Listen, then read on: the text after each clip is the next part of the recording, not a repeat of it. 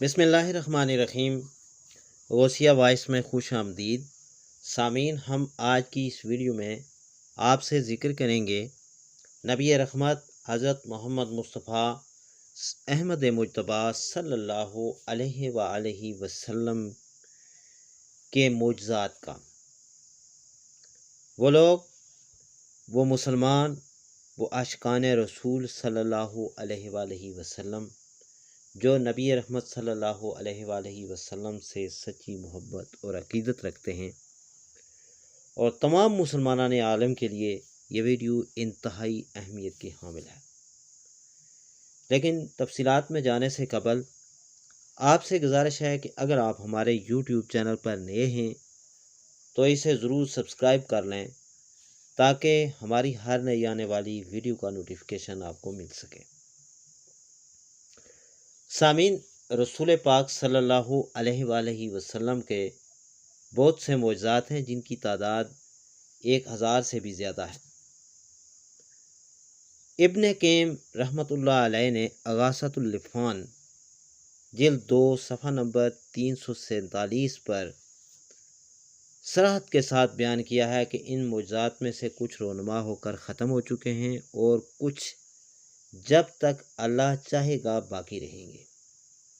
ان میں سے ایک آپ صلی اللہ علیہ وآلہ وسلم کا سب سے بڑا معجزہ ہے، اور وہ یہ ہے کہ نبی صلی اللہ علیہ وآلہ وسلم کی نبوت پر سب سے بڑی دلیل بھی ہے اور قرآن کریم ہے۔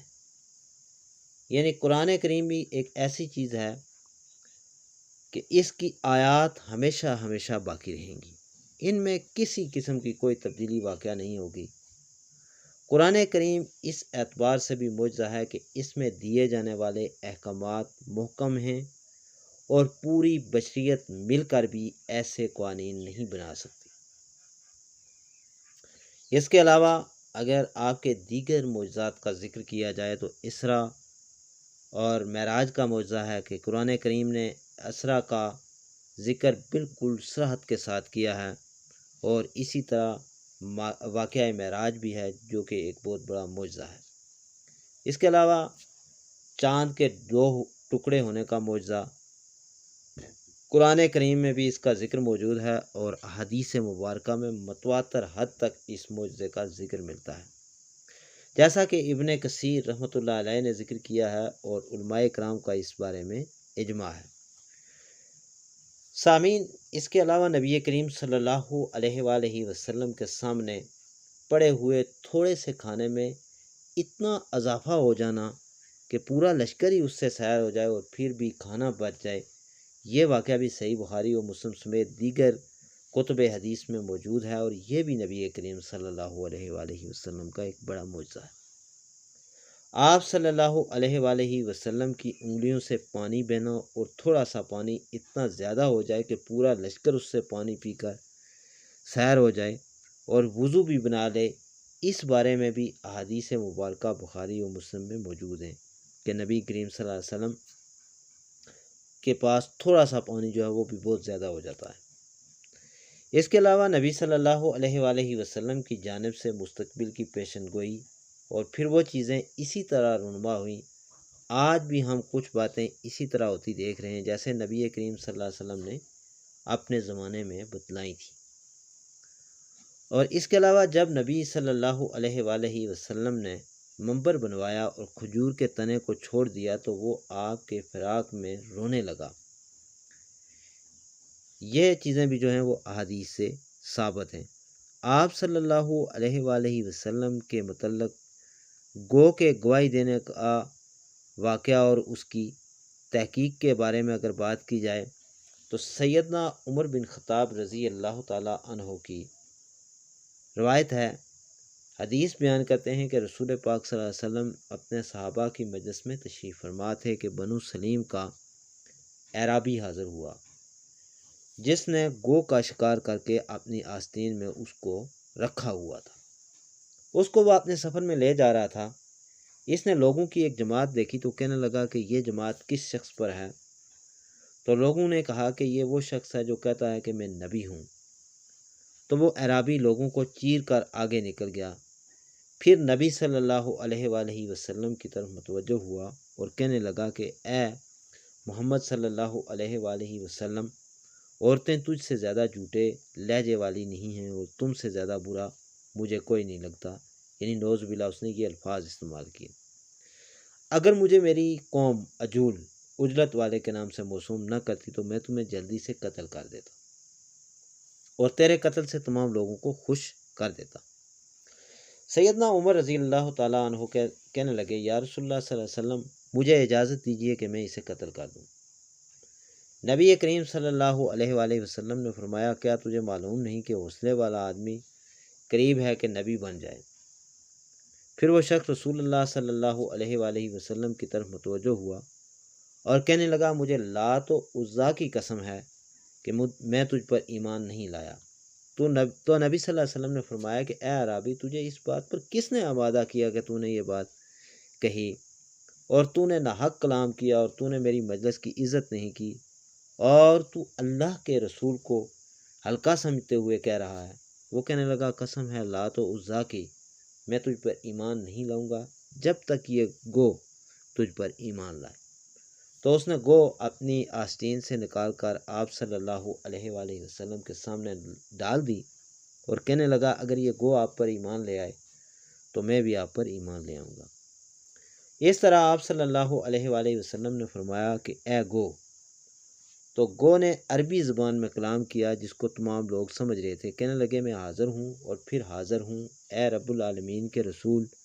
تو نبی صلی اللہ علیہ وآلہ وسلم نے فرمایا تو کس چیز کی بندگی کرتی ہے؟ گو کہنے لگی کہ میں اس ذات کی بندگی کرتی ہوں جس کا عرش آسمان میں ہے اور زمین میں اس کی بادشاہی ہے اور سمندر میں اس کا راستہ ہے اور جنت میں اس کی رحمت ہے اور آگ میں اس کا عذاب ہے۔ پھر آپ صلی اللہ علیہ وآلہ وسلم نے فرمایا اے گو بتا میں کون ہوں؟ تو وہ کہنے لگی کہ آپ جہانوں کے رب کے رسول ہیں اور خاتم النبیین ہیں، اور جو آپ کی تصدیق کرے گا وہ کامیاب ہوا اور جس نے آپ کی تکذیب کی وہ ناکام ہوا۔ اعرابی کہنے لگا کہ میں گواہی دیتا ہوں کہ اللہ کے بغیر کوئی معبود نہیں اور آپ اللہ کے سچے رسول ہیں۔ اللہ کی قسم جب میں آپ کے پاس آیا تھا تو میرے لیے روئے زمین پر آپ سے برا شخص کوئی نہیں تھا۔ اللہ کی قسم اب آپ صلی اللہ علیہ وآلہ وسلم مجھے اپنی جان اور اولاد سے بھی زیادہ پیارے ہیں۔ آپ پر میرے بال، میرا جسم، میرے جان کا اندرون اور میرا بھید اور میری ظاہری باتیں سب آپ پر ایمان لے آئے۔